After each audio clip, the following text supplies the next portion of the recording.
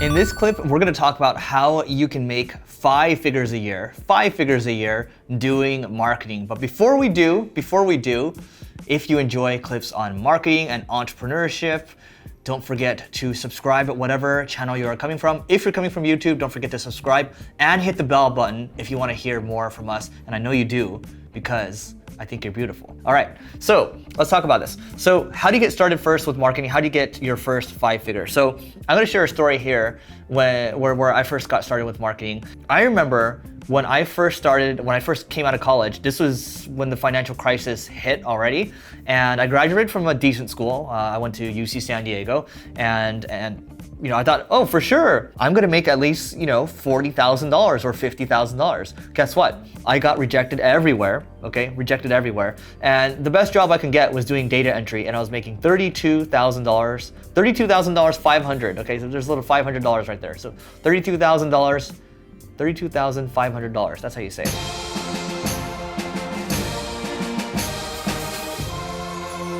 And my mom kind of laughed at me. And she was like, oh, okay, at least you're making some money now. And that was all the money that she invested into me, going to school and all that. That was the return, or at least the return that I saw from all that education. So the very first thing is this. Everything I learned around marketing, I did not learn in college. Everything I learned that I think was actually probably the most valuable to me came after college. The one thing that you have to do is you have to be very hungry, okay?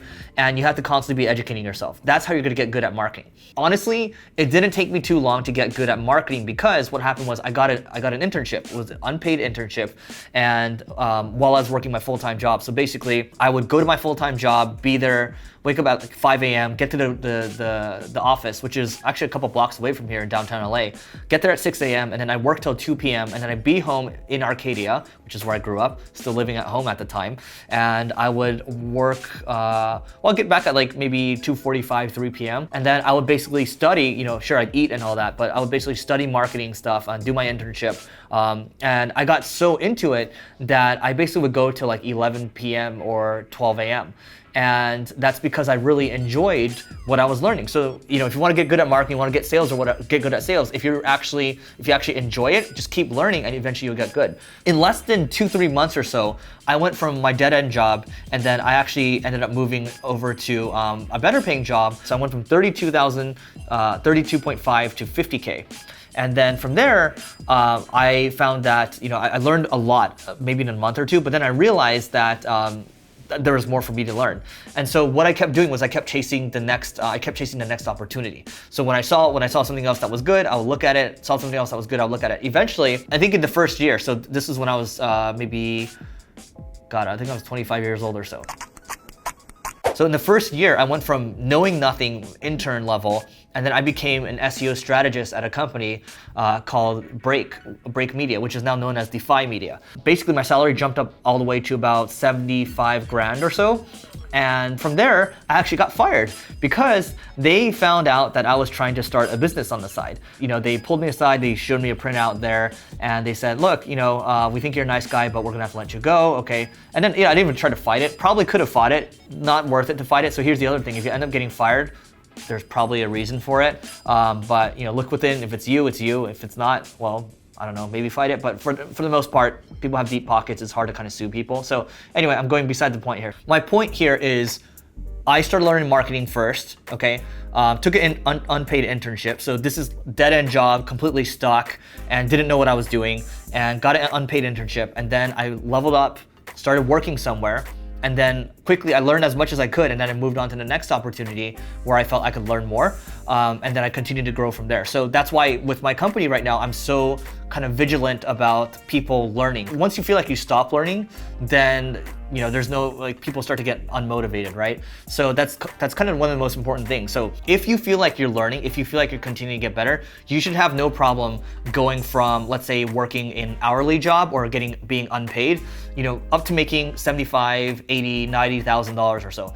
At one point, I was working on Elance, which is now known as Upwork, and on Upwork, I was doing freelancing work for people. There's a company in Philadelphia, a t-shirt company, and I was doing consulting work for them, and they actually offered me a six-figure salary, and they offered me some profit sharing in the company as well. And for me, I just didn't want to move to Philadelphia. I really enjoyed my life, and so sometimes it's not all about the money, but if you continue to learn, you should have no problem going from zero to eventually hero. You can make a good 5-figure salary. All right, so I wanna go a little deeper on this topic, so check this out. Now, let's say hypothetically, you're looking for a job right now. You might have your side gig right now, but you're still looking for a good paying job, which is completely fair, right?